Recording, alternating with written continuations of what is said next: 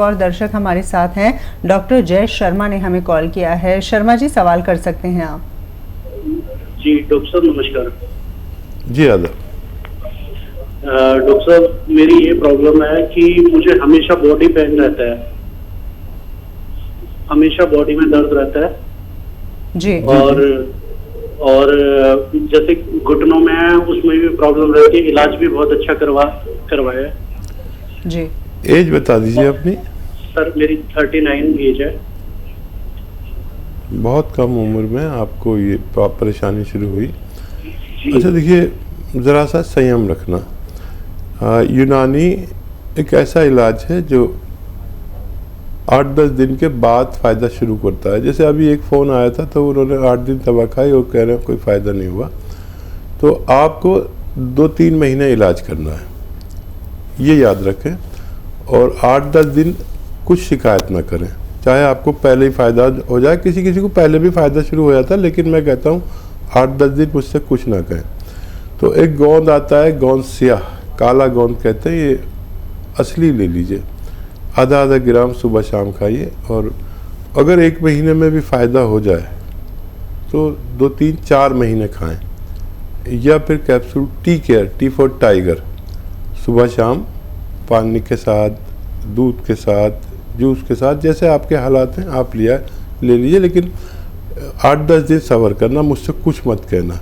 आप 1 महीने खाएंगे, फिर उसके बाद आप कुछ कहने लायक नहीं रहेंगे, क्योंकि आपको इतना फ़ायदा हो सकता है। जी, बहुत बहुत शुक्रिया, आपने हमें कॉल किया। और साथ ही आपने तमाम दर्शकों के लिए ये भी बता दें कि यूनानी पद्धति की जो दवाएं हैं थोड़ा सा समय लेती हैं, लेकिन बीमारी को जड़ से समाप्त करने की कुव्वत वो रखती हैं। एक और दर्शक हैं, निर्मल जी ने हमें कॉल किया है करनाल से, उनसे हम बातचीत करते हैं। निर्मल जी, बताएं आपके साथ क्या परेशानी है? हाँ, मेरी एक तो परेशानी है कि बाई टांग में हिप से लेकर पैर तक दर्द रहता है जी। दूसरा है कानों से बहुत कम सुनाई देता है, और पेट भी जो है ना खराब रहता है। सुबह 4 बार 5 बार फ्रेश जाना पड़ता है तब फ्रेश। उम्र कितनी है आपकी? 73। 73 जी। हाँ जी। अच्छा देखिए, ये मैं आपसे कहना चाहूँगा कि आपके घर में अगर ऐसा वेस्टर्न टॉयलेट नहीं है तो लगवा लीजिए, कुर्सी वाला बाथरूम। ये आपके लिए बहुत ज़रूरी है अगर आपको ठीक होना है। दूसरा ये कि आपके तीनों रोग एक ही दवा से ठीक हो सकते हैं, और वो दवा समझ लीजिए क्या है, और खूब गौर से समझ लीजिए, गलती मत करना। 500 ग्राम आप लीजिए मेथी का दाना, मेथी का दाना 500 ग्राम, इसको पाउडर बनाएं घर पर और इसे अलग रखें। और 100 ग्राम या 200 ग्राम आप गोंद सियाह ख़रीद लें, काला गोंद को कहते हैं, गोंद सियाह, और इसको पाउडर करके अलग रख लें। ठीक है, सुबह को नाश्ता करें, 1 चम्मच मेथी पाउडर और ये 2 चुटकी इसमें गोंद सियाह का पाउडर मिला के खा लिया करें। ये अलग अलग ही रखें, या आधा ग्राम समझ लें गोंद सियाह खा लिया करें। इससे ज़्यादा नहीं खा सकते, बहुत तेज़ होता है। ये सुबह और रात को ऐसा करना शुरू करें। और ये 100-200 ग्राम गोंद सियाह ख़त्म होने से पहले आपका तीनों रोगों का इलाज मुमकिन है। जी, एक और दर्शक जुड़ गए हैं, सतीश जी ने हमें कॉल किया है उत्तर प्रदेश से। सतीश जी, क्या परेशानी है आपके साथ? वो अभी हकीम जी ने बताया जैतून का सिरका, तो वो अवेलेबल तो यहाँ पर नहीं होगा।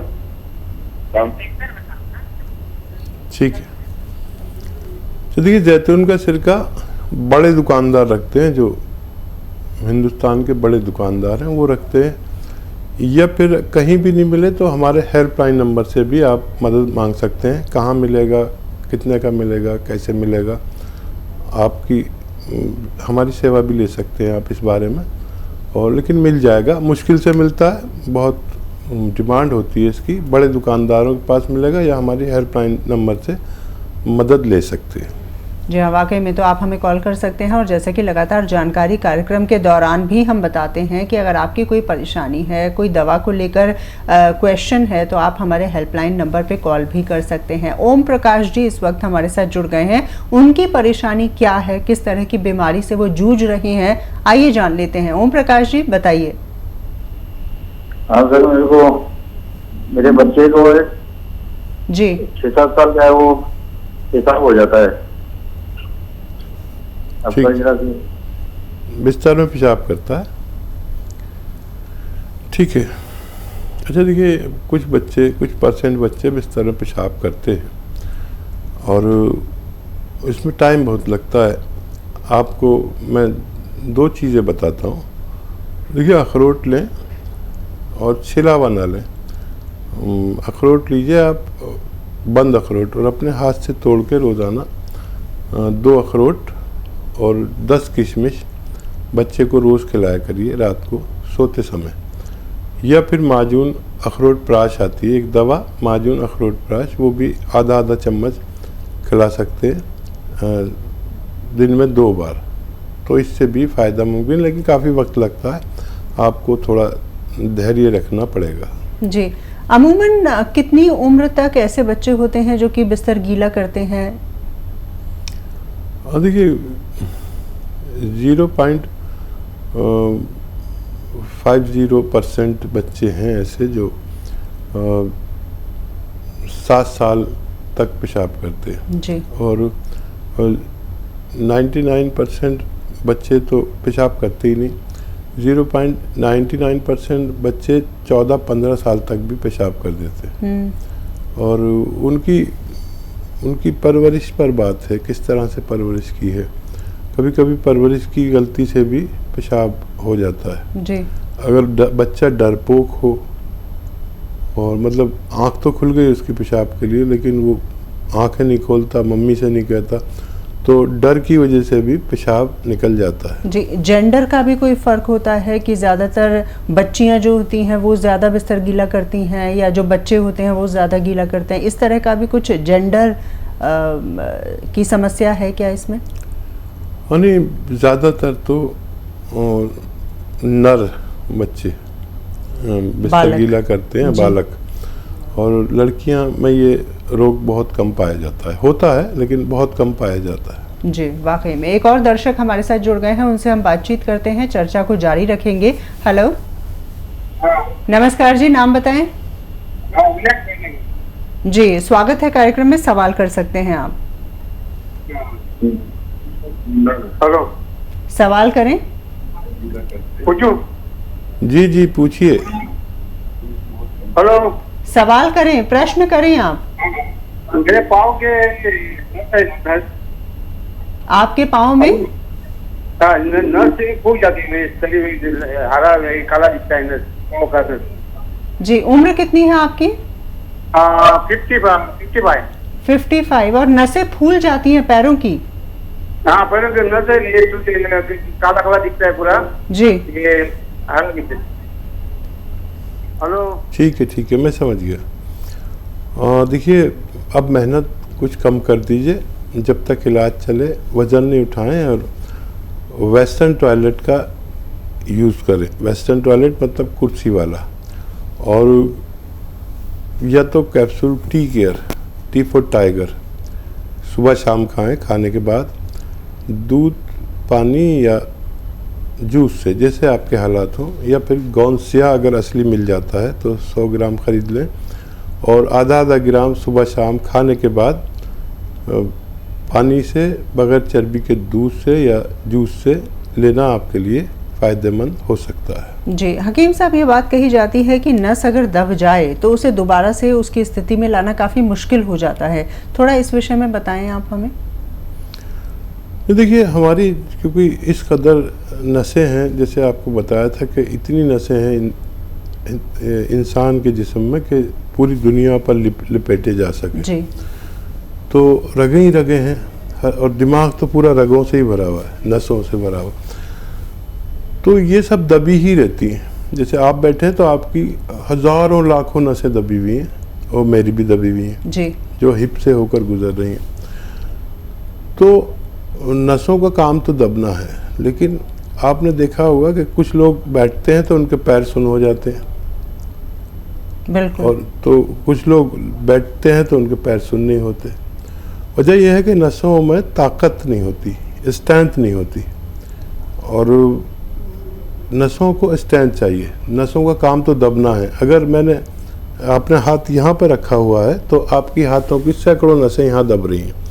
अगर आप बैठे हैं तो आपके थाइस की, हिप की बहुत लाखों नसें दब रही हैं। लेकिन आप नॉर्मल बैठ के बात करते हैं, आप किसी की नर्व दब जाए तो वो तो चिल्लाने लगेगा। बिल्कुल। तो नसों में स्ट्रेंथ चाहिए। तो स्ट्रेंथ देने वाली चीज़ें मैं अक्सर बताता हूँ, गौनसिया है जो नसों को स्ट्रेंथ देता है, मजबूती देता है, और खून को पास होने देता है, खून को पतला करता है, ताकि खून पतला होता है तो आसानी से कोई भी पानी हो या खून हो, पतला होता है तो आसानी से बहता है, गाढ़ा होता है तो मुश्किल से बहता है। तो नसों का काम दबना है और उनमें स्ट्रेंथ होना ज़रूरी है। जी, वाकई में। एक और दर्शक हमारे साथ जुड़ गई हैं, सीतापुर से हमें कॉल किया है मंजू जी ने। मंजू जी, स्वागत है कार्यक्रम में। क्या प्रश्न करना चाहती हैं आप? सर, मेरे आंख के नीचे झाइयाँ हो गई हैं जी, और काली नहीं है, ऐसे फूला फूला है। दवा खाई है तो पड़ गई, उसके लिए कोई दवा बताइए। जी। और दूसरी बात ये, हमारे बाल बहुत झड़ते हैं, बाल उम्र कितनी झड़ते है बहुत आपकी? छोटे।